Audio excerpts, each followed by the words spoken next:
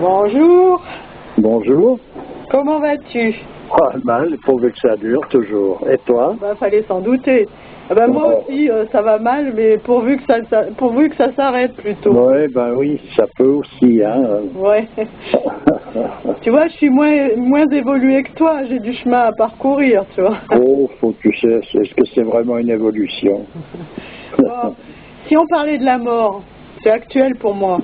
Oui, ben, oui, c'est vrai que j'ai appris que tu avais ton papa qui était bien mal en point. Voilà, que je l'ai déjà signalé. Donc, il est sur la pente douce et j'ai bien l'impression qu'il est en train de vivre ses dernières heures. À moins d'un miracle, c'est possible aussi. Oui, oui. Mais bon, là, vu l'état, ça serait vraiment un miracle. Bon, alors je voulais te poser la question suivante. Faut-il se réjouir de voir quelqu'un quitter ce monde? Tu vas me dire oui, évidemment. Mais en même temps, on sait qu'il nous attend des choses pas forcément agréables non plus, hein? C'est-à-dire que il faut reprendre ça par un autre bout, parce que tu parlais d'un miracle. En fait, la mort est un miracle. Voilà. Donc, ça change un peu, disons, l'optique des choses. On a été habitués dans notre belle civilisation à occulter les choses principielles pour se préoccuper uniquement, disons, de la périphérie. Ce qui veut dire que la mort est devenue un problème. On a peur de la mort, on ignore ce que représente la mort, on est complètement déconnecté de la réalité des choses. Pour se préoccuper uniquement d'une seule chose, c'est l'illusion. L'illusion dans laquelle on est, et en réalité ce que l'on voit comme étant, ce que l'on croit comme étant réel, c'est ça l'illusion. Voilà.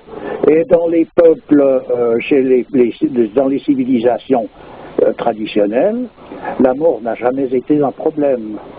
D'ailleurs, il y a eu un jour une interview qui a été faite à l'égard de, je crois que c'était au Tibet, où un speaker de je ne sais pas quel lieu est venu demander à un moine au Tibet qu'est-ce qu'il pensait du problème de la mort. Il a mis longtemps à comprendre, parce qu'il ne comprenait pas ce que voulait dire le personnage. Quand il a compris, il a dit, mais nous, on ne conçoit pas la mort comme un problème. S'il fallait résoudre un problème véritablement, ça serait celui de la naissance. Et c'est celui-là qui est à résoudre. Pourquoi sommes-nous venus au monde? Et c'est là qu'il faut répondre. C'est pas comment se fait-il que l'on meurt, ou bien où est-ce qu'on va quand on est mort. C'est pas par là que ça se passe. Voilà, disons, pour en venir à la position normale qui devrait être chez l'homme dans un cadre traditionnel. Voilà comment ça doit se passer. À présent, il est vrai que de nos jours, on est loin du compte. Alors, ça n'empêche pas d'ailleurs que l'on soit au clair avec tout ça ou pas, ça n'empêche pas la souffrance, puisque ce monde, ce que l'on est sûr quand on vit au monde, c'est de souffrir et de mourir. Donc c'est normal que l'on souffre, surtout quand si tu es près de perdre ton père, il y a une souffrance qui est là, ce qui ne peut pas être évité.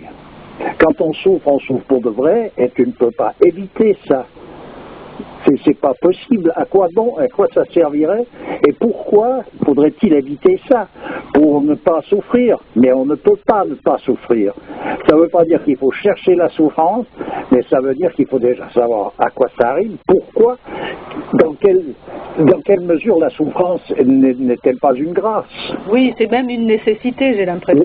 Certainement, à présent, ça ne veut pas dire qu'on va la chercher, et on est compatissant à l'égard des gens qui souffrent, puisqu'on sait ce que c'est, puisqu'on est apte à souffrir nous-mêmes. Donc, il ne faut pas confondre ces plans. Mais là, en réalité, dans la réalité foncière, principielle, la souffrance est une grâce. C'est par là qu'en général, tous les grands hommes ont passé pour changer d'état, pour se libérer de l'emprisonnement de l'illusion. On peut considérer la souffrance comme un tremplin pour la libération, quoi. Ben, c'est ça, et c'est ça, en réalité, à présent, ça n'empêche pas, ça ne veut pas dire c'est ça, donc youpi, rintintin. Faut pas confondre les choses. Quand on souffre c'est ce qu'il y a à dire, en mourir. C'est comme ça, c'est pas, on peut pas rester de glace dans la souffrance sous prétexte que l'on pourrait savoir que la souffrance est une grâce. Est-ce qu'on peut considérer... Excuse-moi de te couper. Oui. Vas-y. Non, mais c'est bon. Est-ce qu'on peut considérer la mort comme...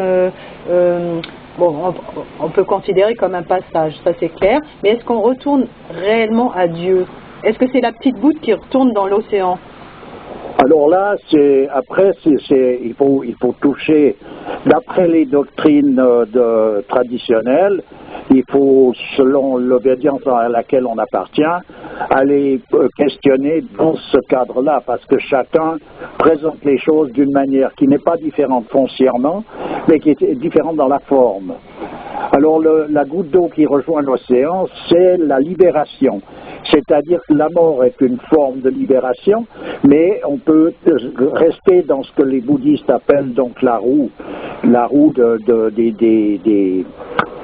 des morts et des naissances, ce qui veut dire qu'à peine sommes-nous morts que l'on renaît dans une autre position, etc., etc. Un autre état. Un autre état, oui, et après, ça, disons, c'est des choses où on ne peut pas parler considérément. Il faut suivre une tradition pour saisir à un moment donné ça, parce qu'il y a un aspect mystérieux qui ne peut pas être exprimé, qui peut être très bien compris, mais sans pouvoir nécessairement l'exprimer. Alors disons que la vraie libération, c'est de ne pas, en fait, c'est de ne pas naître. C'est pas de mourir. La vraie libération, c'est de ne pas naître. Voilà à quoi on pourrait dire qu'on pourrait la reconnaître. Celui qui est... D'ailleurs, comment ce que dit Khayyam quand il parle à un moment donné de l'enfant heureux, l'enfant mort à la naissance. Encore plus heureux celui qui n'est jamais né. Voilà la signification. C'est-à-dire que le fait de naître, c'est une épreuve qui nous permet, qui nous donne la possibilité de nous réaliser pour arriver à la libération. Une fois qu'on arrive à cet état de libération, il n'y a plus aucune raison que l'on vive cette existence-là. Non, on a rejoint, c'est là où la goutte d'eau a bel et bien rejoint l'océan. Elle est devenue donc cet océan. Elle a perdu cette particularité qui faisait qu'elle était séparée de son principe. Tu vois ? Alors le concept que l'on retrouve dans les religions du paradis, de l'enfer et du purgatoire, alors est-ce qu'on peut considérer aussi qu'une fois mort, on ait besoin d'un état de purification qui peut être plus ou moins violent, quoi? Parce que quand tu vois comment est décrit l'enfer, c'est quelque chose d'atroce apparemment. Est-ce que cet état, il est vraiment...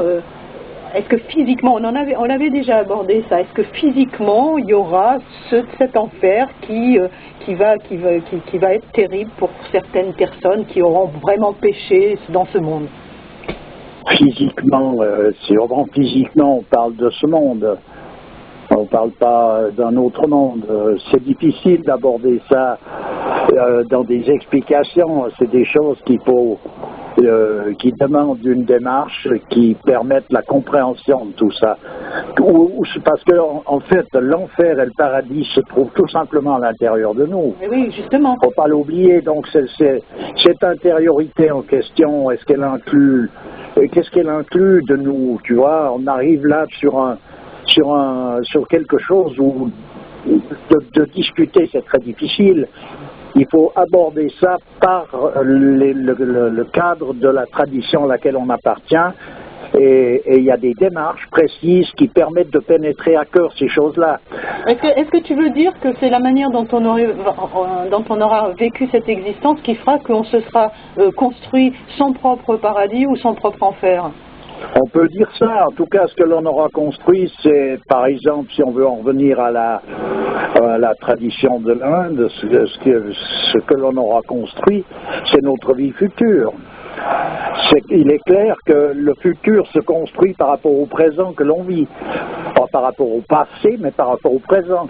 Raison pour laquelle, à un moment donné, une fraction de seconde juste avant la mort, où un personnage reconnaît Dieu véritablement, toute l'ardoise est effacée.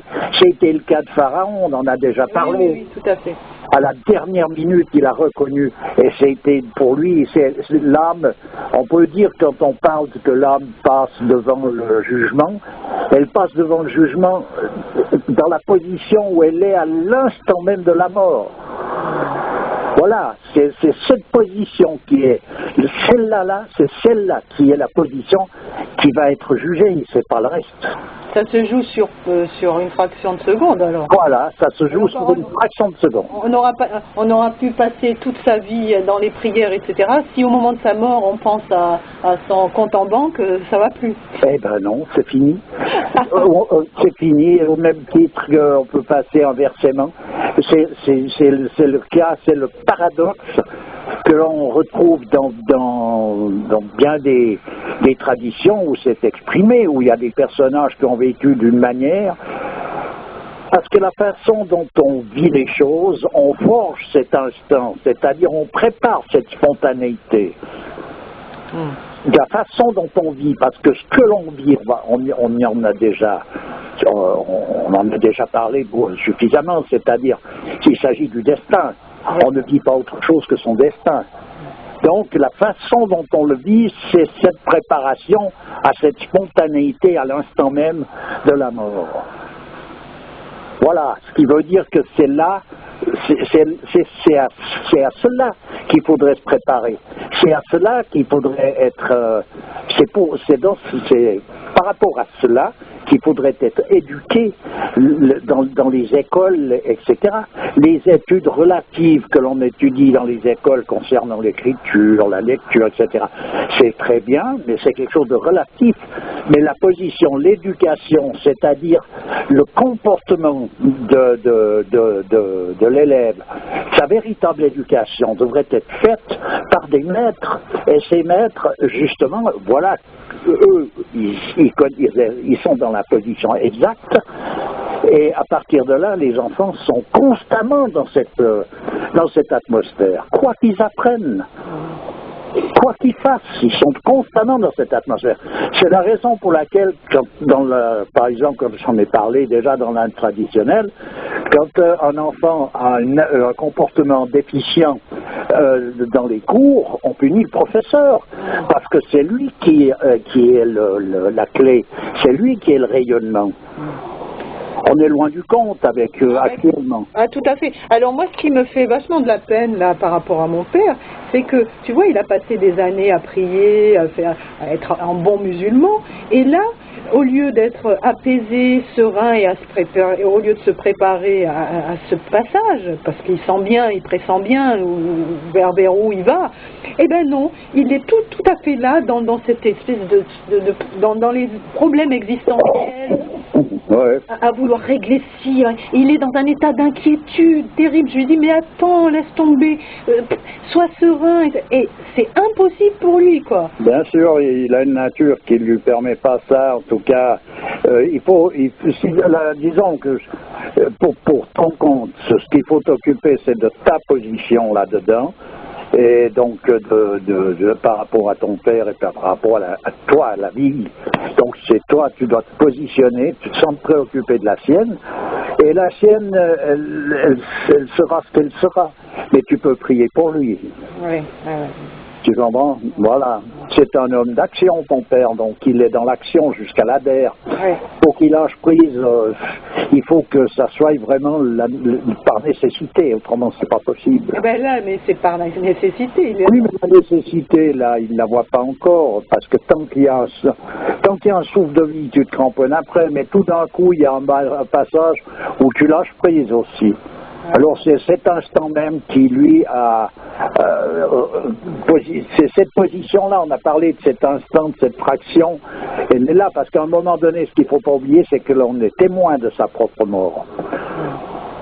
Tu vois, voilà, on est témoin de sa mort. Ça paraît un peu étrange. Sauf dans les morts subites où là, on n'a pas le temps, on a le temps. Oui, voilà, c'est la mort la plus terrible. C'est la mort qui, de nos jours, est considérée dans la société moderne comme étant la meilleure, c'est-à-dire qu'on n'a rien vu. On n'a pas souffert. Voilà, on n'a pas souffert, on n'a rien vu, les morts sous le coup.